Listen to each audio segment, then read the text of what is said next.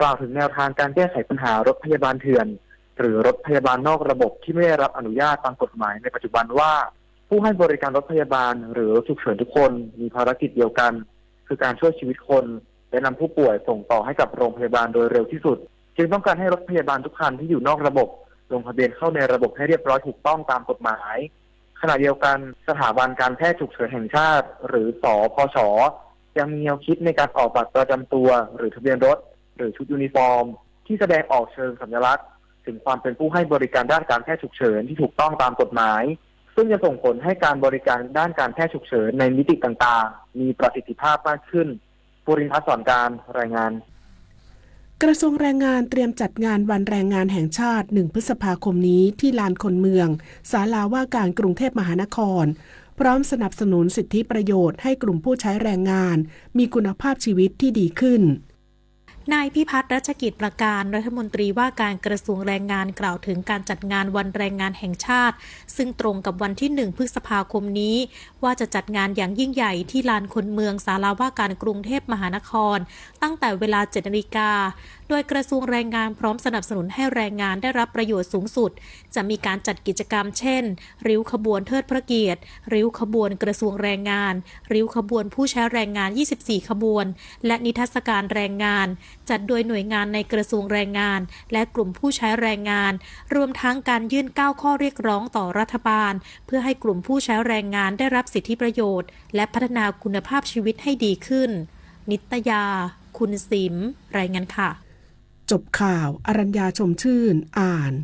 รับฟังข่าวครั้งต่อไปเวลา 7 นาฬิกาค่ะติดตามข่าวที่นำเสนอไปแล้วได้ที่ www.thainews.prd.go.th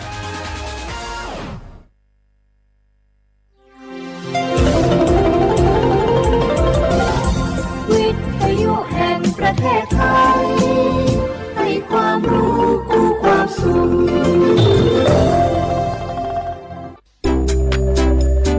อยากใช้สิทธิ์30 บาทรักษาทุกที่ที่คลินิกทันตกรรมเพียงสังเกตโลโก้30 บาทรักษาทุกที่ก็สามารถรับบริการอุดฟันถอนฟันขูดหินปูนเคลือบหลุมร่องฟันเคลือบฟลูออไรด์ไม่เสียค่าใช้จ่ายใช้แค่บัตรประชาชนไม่ต้องรอคิวนานสอบถามข้อมูลเพิ่มเติมโทรสายด่วนสปสช1330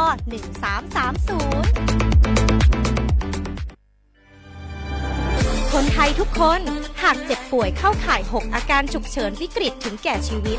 ใช้สิทธิ์ยูเซฟรักษาโรงพยาบาลที่ใกล้ที่สุดได้ทุกที่ไม่เสียค่าใช้จ่ายเพียงยื่นบัตรประจำตัวประชาชนแจ้งใช้สิทธิ์ได้ทันทีสอบถามเพิ่มเติมโทรสายด่วนสปสช1330ตลอด24 ชั่วโมง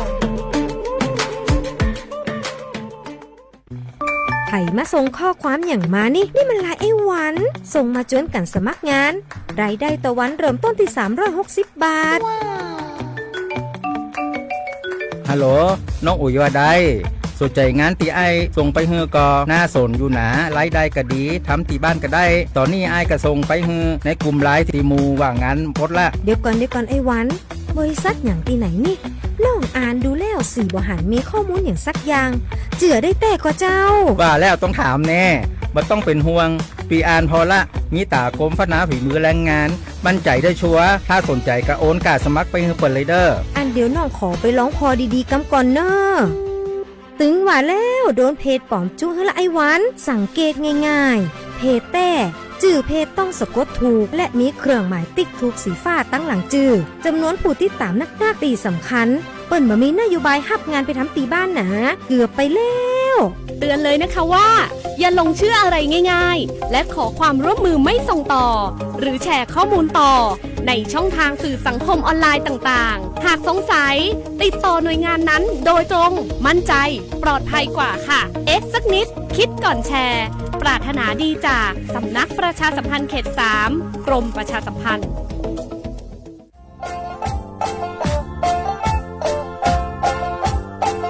จังหวัดเชียงใหม่ขวาเย่อาวเชียขวาเวลาเด็กฝรั่งงาอามาคืออาโตถัดโซบดงาอยู่ที่มังโงปัญญาลบปัญหาหมอกควันงาอาทิคือมลพิษทางอากาศงา avo atut susalengo banyango atut khusha pampuchidia yudu zomanga atiba khwa ma tsuba khwa ma khwa ma zo ni le banga atiba khwa atu ma tsuche ma khomanya khwa ti ha ti nye khwa ni ngwa ha sengwa nya senga yi khu ni tungwa nya chu tsu he ko tsu pi khwa ma tsu ma dango banya avoรงทะเบียนไงขออนุมัติผ่านระบบไฟดีที่ได้ยินได้ไงที่นี้สุดท้ายสุบะฮาวุพัดสวนยังงอฝั่งฝูงยังจะคือโทษจำคุยยากไงที่นี้คือผู้บักโคจะมาคือนี่จุงว่าเฮียมันก็คุยจะงานมันก็คือโคจะคูบิวเบี้ยวงาหรือจะมาไม่คือจังหวัดเชียงใหม่เขาอย่างที่เลยประกาศยิฟลางาปีคว้าวุ้เชียคว้าวุ้งาอามาอาลีตัวหมองก็เป็นยังตัวเบียงพยังงาพอหมอนยังคือเอาทงแจ้งไงได้ที่053ไง112880ไงบางชื่อคือ191ไงจะมาคือตลอด24ชั่วโมงที่ทุกคนนั่งงงา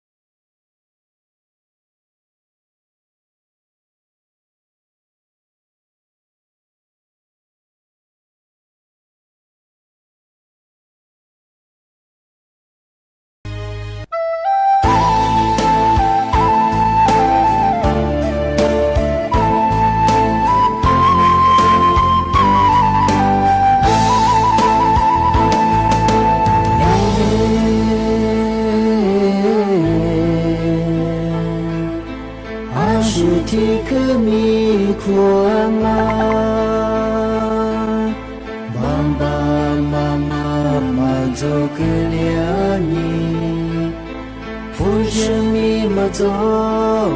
是你迷我说，明来退马太时光。爸爸妈妈做满里边马须，咋吃咋是眼里难吃了。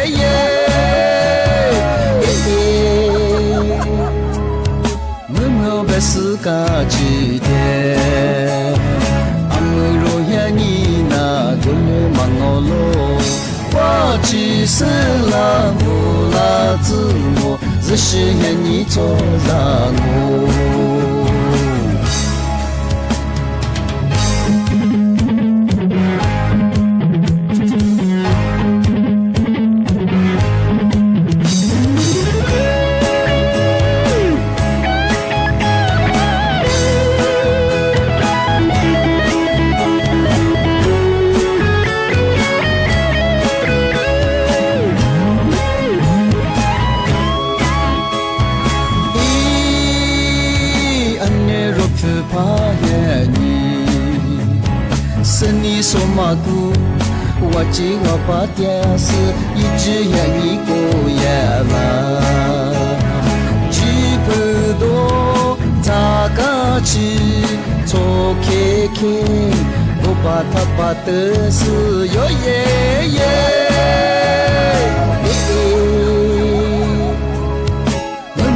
是个季节，阿姆罗黑你那过来忙我喽，我只是老母老子我，只是愿你做啥喽。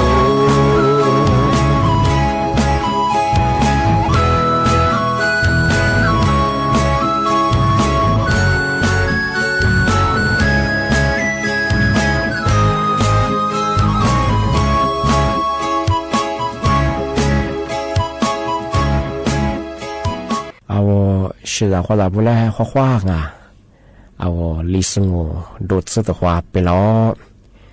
我历史我ปากกากู我ปัญญา我历史我ตัวจามาทาจังหวัดใช่ไหมงะปัจจุบันแนวดาสถานีวิทยุกระจายเสียงแห่งประเทศไทยจังหวัดใช่ไหมที่เรียกว่างะวิทยุว่าตัวจามาปัญญายี่ระบบยา AM以ความถี่ของประเทศตัวลี่ฮะสิจะโชว์ขึ้นกว่าตัวเนี่ยโดนหลังวิทยุเนี่ยที่ท่าว่าฟิสบัวคือไลฟ์สดจะยี่ชื่อเพลงของประเทศสวทเชียงใหม่ AM 1476กิโลเฮิรตซ์ที่โบเนี่ยโดนหลังลิสงมันจะคือแน่ๆที่ขวาโดที่มอลที่ขวาโดที่มอลมันจะคือหนีมุขวาเนี่ยสามโมด้วยแน่ๆประเทศหนีจุดในนั้นก็คือชมความเยี่ยมมากดงที่จุดมุ่งงานนะที่นี่ความเยี่ยมน่าเงียบที่นี่เรื่องงที่นี่นี่เนี่ยคืองาว่าเชื่อว่าเราถึงมาปีมาถึงมาซื้อจริงใช่ไหมงงปัญญาปัจจัยจัสโซที่นี่จะปัจจัยละนี่หลุดชิสุปัญญามาคือแต่จำโมปัจจัยงปัญญาโลคือเมียลาโชคือเมียที่เป็นยาติกาที่วันยาจ้าโลเชียถ้าว่าปัจจุบันมีว่าเวลาโลที่ก็ชื่อมาขวาชื่อมาโจบันยาคือที่ยาจำว่ว่าที่ก็ชื่อมากูจะกูมาสู้ปัจจุบันมีว่าลาโชเมียโลเมียที่ก็ชื่อมากูบันยาลาโชชื่อกูสุดโหดละบางชื่อคือว่ารถเมย์ดงว่ายารถรับจ้างมาที่ชีจะแต่ละเข้าชิบุตรที่ริบ้างบันยาคือเมียคือว่าจะว่าสีแย่ดองเจ้าคือโอ้ยาหลุดอยู่แล้วความมาคือหลุดคืองบยังหลัดโซญาอะไรญาชื่ออะไรญาแต่ก็ยังมาลอยด้วยข้อยากูร้องชิบุตรมันคือหลุดคือโผยังมาคือหลุดมาคือขึ้นยาสวรรค์ชิคองหลุดยาละนี่ก็สากัสลูกคือที่ก้าชิคองชิบุตรมันคือมันยามว่าจะมาพูดดูอุบัติเหตุเกิดขึ้นน่าเสียงจะก็จะบางที่บางคนเป็นยาว่าชอบงาว่าโลชั่นเป็นยาคือมาคือจู่จะมาว่างโลชั่นเป็นยาคือมุตชิกันยิ่งชิโรงแล้วก็คือจู่กูติญว่าว่าโลชั่นเป็นคือแล้วก็เป็นอะไรเนี่ย3 วิ4 วิเนี่ยแต่ข้อเนี่ยที่ติญว่าเสียงที่มาที่มองปัญญาว่าโลชั่นปัญญาว่าว่าทรสัญญ์กันเนี่ยมาคือถ่ายเองปัญญาคือเนี่ยไม่เชื่ออันตรายยังว่าโลชั่นที่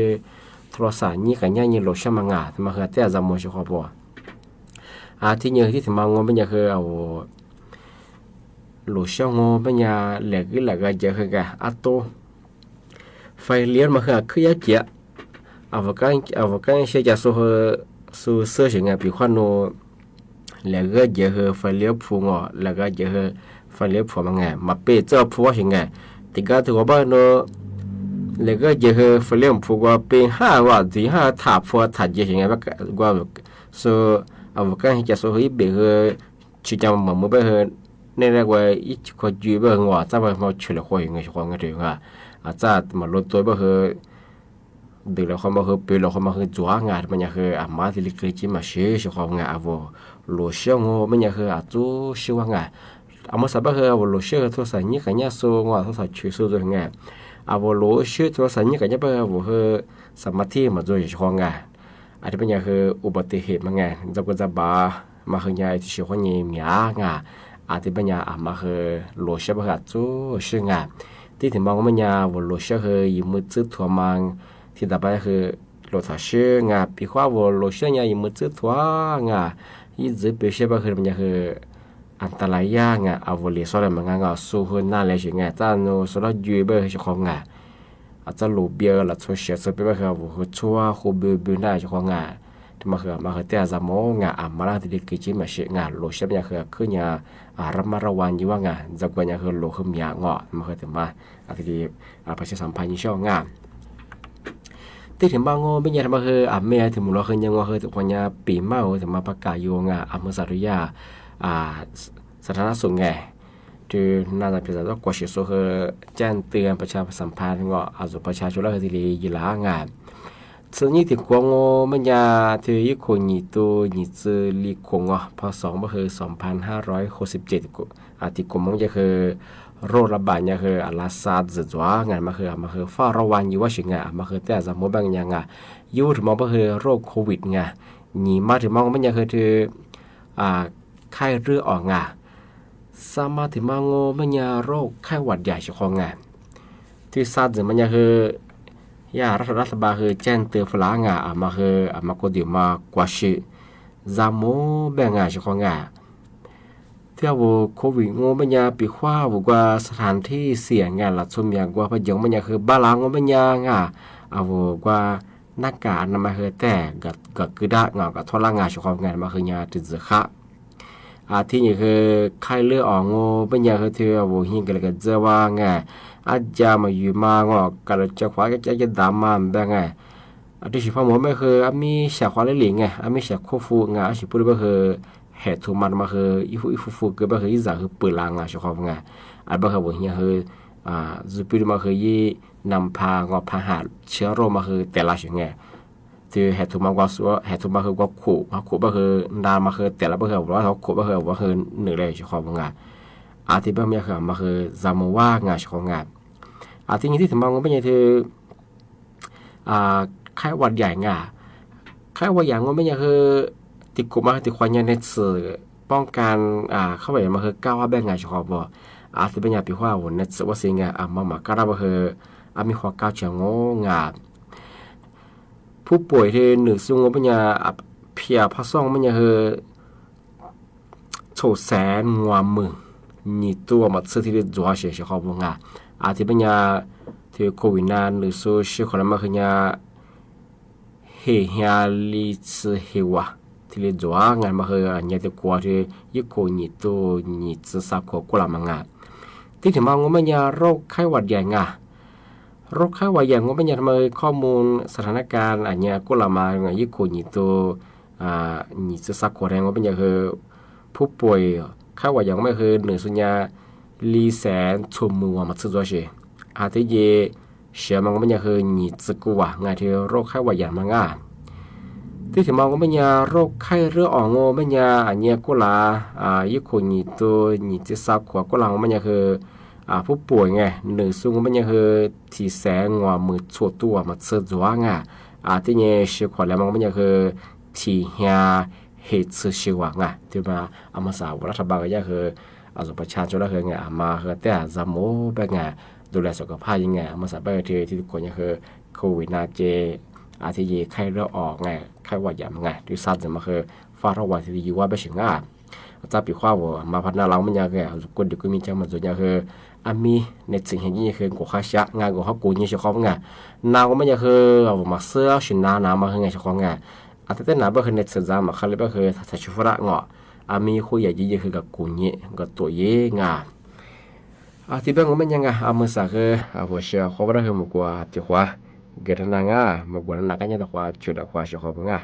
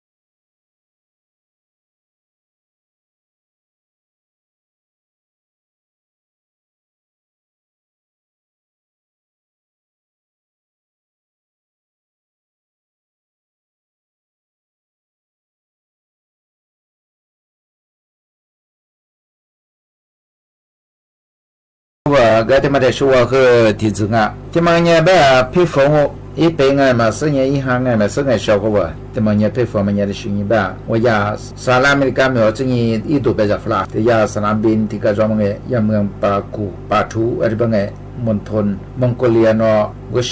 和美的叫เนาะยามมองโกเลียนี่มันมีว่า呀和美个字ว่าว่าหิมนากูที่ก็จอว่าหิมนากูแต่是ว่าไง我那把当到啊，家属哎，伊很必须打入啊，多2年哎，那很必那个的说话，我说年说你半年的呀，UFO 啊，他们怕半哎，我那把当那把故事我家属了出，啊，他们很必这个伊很必哎，伊很必哎嘛，是一站啊，要我家里说哎，我你们说哎，俺也要多2年没的么啊，一个多年没么了。家他妈不是做么呀？说和配方多半个，这个对应我的嘛个你吧，阿拉你把国家提名我拉出家嘛个，啊我们出来个是个，啊这边个，个咱们个世界一比的，一啊多里么个做很个，啊这嘛你吧，这边呀配方个，啊是做你啊多弄多提2了嘛，拉出去10个代嘛个，拉出去多个代嘛个，一代一弄提名，做你拉1年都到了提2么嘛，对，啊这我做你小伙子嘛个你吧配方都提这个。但是和小伙不来的便宜什么个？小伙不啊，我拉出边么呀？马zan呀马当个，我马zan我边呀我喜欢那他妈哈拉这古马做，但我边呀我咋话个？咋边么呀？个咋了嘛？双边你把你做边呀？我提咋和啊什么个？啊里提咋提咋你咋提你提咋和什么个？这个咋我边呀提嘛的。咱我们也提家里找我，面白么呀我，而且提婆家说我们也咋说，发那么血，发那年说爸咋说，而且我们也我咋我，咋我们咋他妈里呀，咋他妈呀我咋我，嘛一咋样哎，嘛都咋样，都咋我们也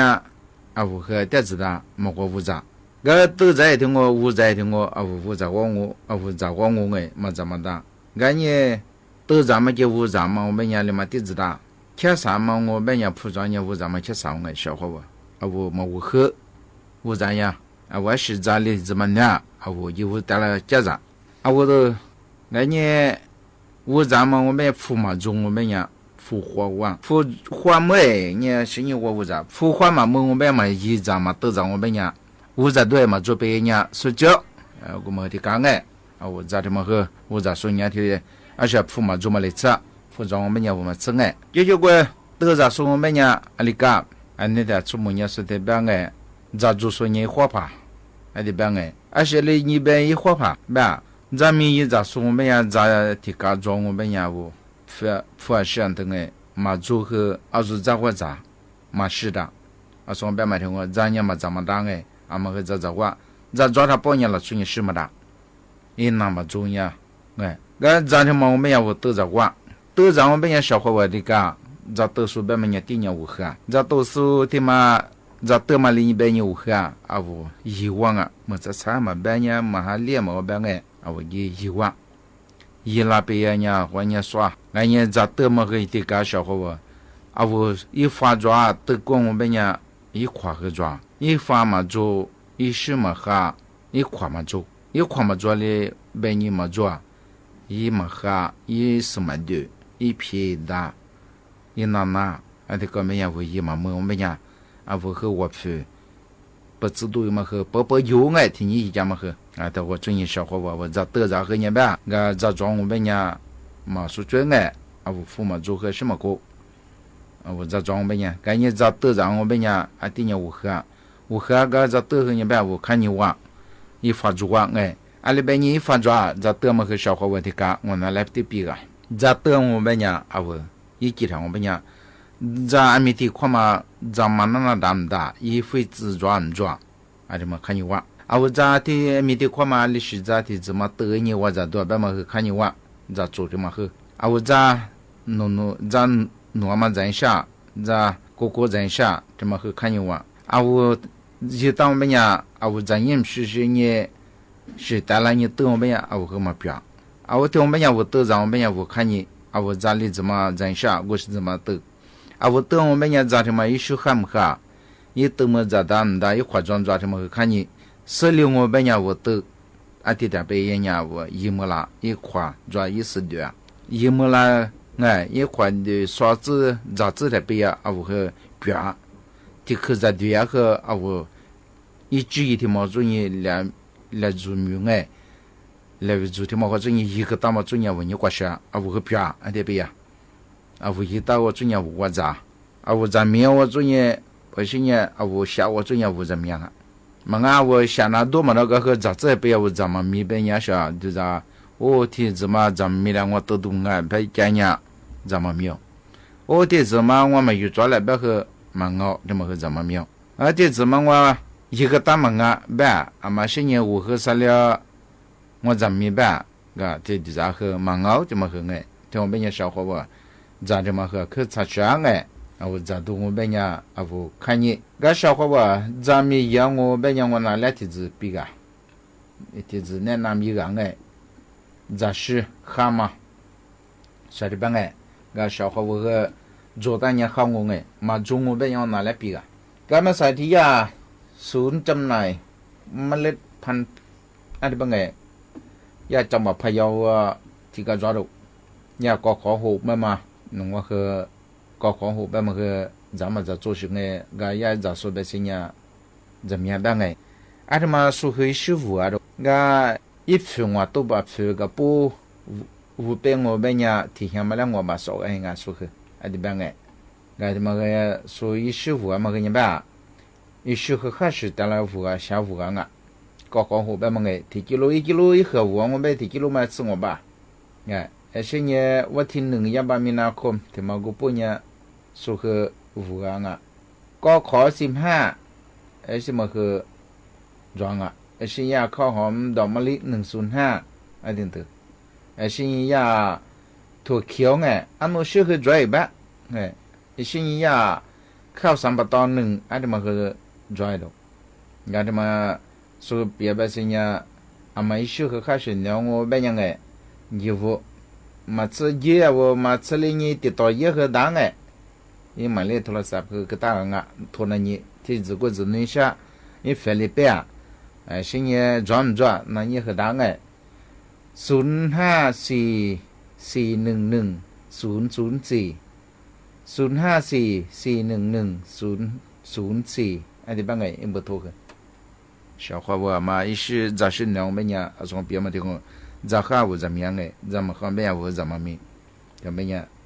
我们咋是汉两百年？个那年一花5年哎。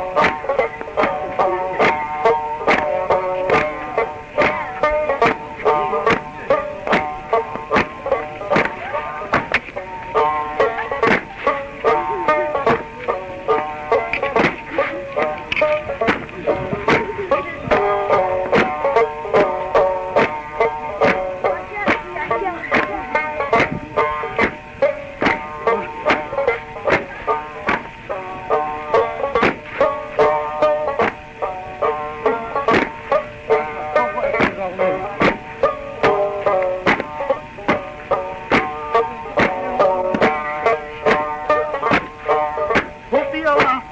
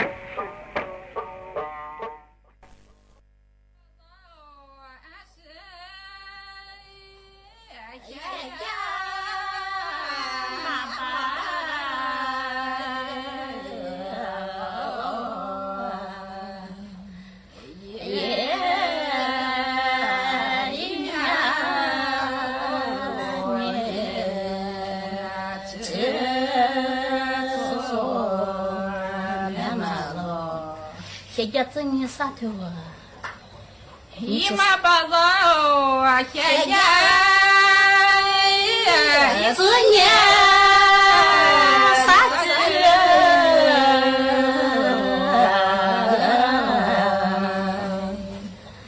年一次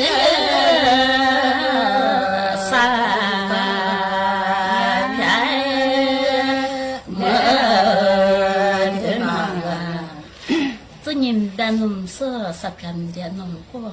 ý mà bà già tự nhiên mà đa nôm mà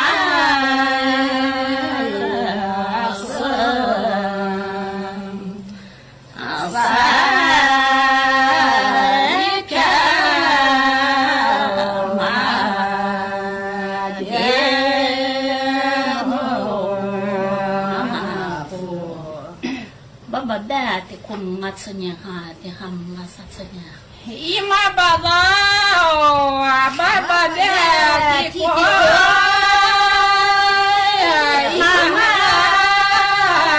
sonye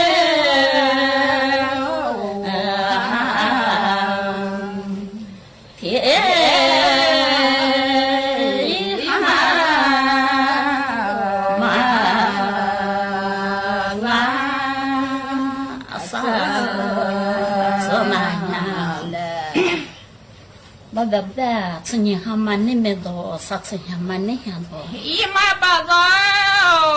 baba de tsanya mama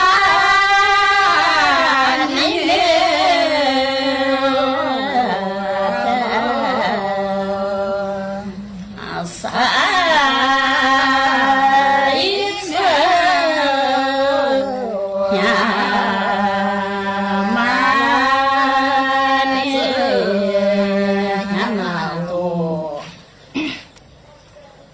bada tsanya hawa kotodo satsanya wa hajiro ima baba baba de tsanya ima hawa kotodo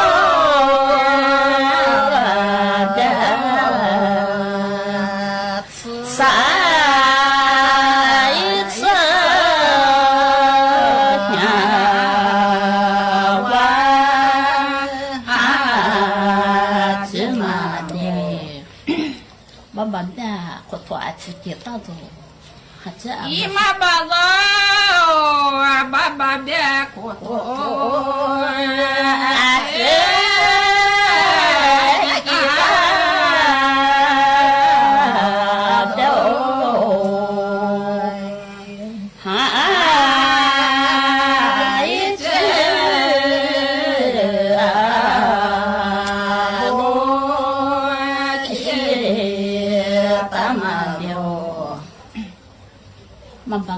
mabaza khazoma pa sonala khatama ima baba maba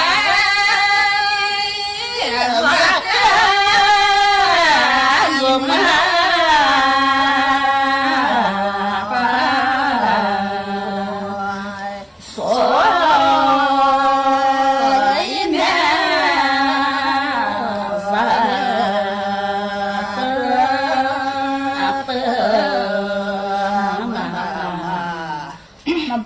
mabaza mado fala sonata mami fala ima baba maba zoma dogwa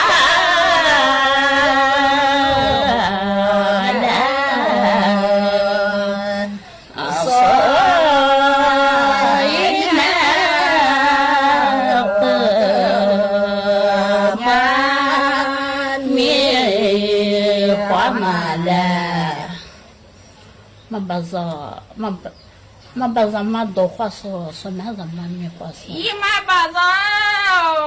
maba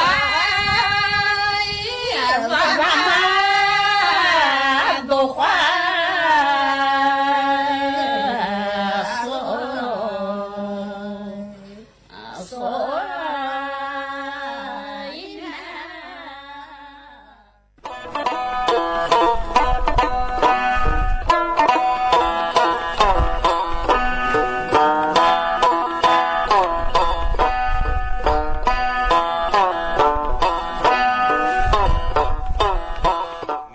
รับมือผลกระทบจากสงครามการค้าสหรัฐเชื่อมั่นไทยจะไม่เสียเปรียบ กระทรวงการคลังเตรียมนำโครงการสลากเกษียณเข้าสู่การพิจารณาของสภาภายในเดือนมีนาคมนี้พร้อมปรับหลักเกณฑ์ขยายสิทธิอายุการซื้อขายสลาก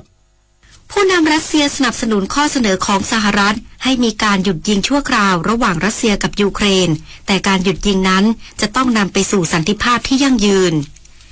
การแข่งขันฟุตบอลยูฟ่ายูโรปาลีกแมนเชสเตอร์ยูไนเต็ดชนะเรอัลโซเซียดัด4-1ผ่านเข้ารอบด้วยประตูรวม5-2ต่อไปเป็นรายละเอียดของข่าว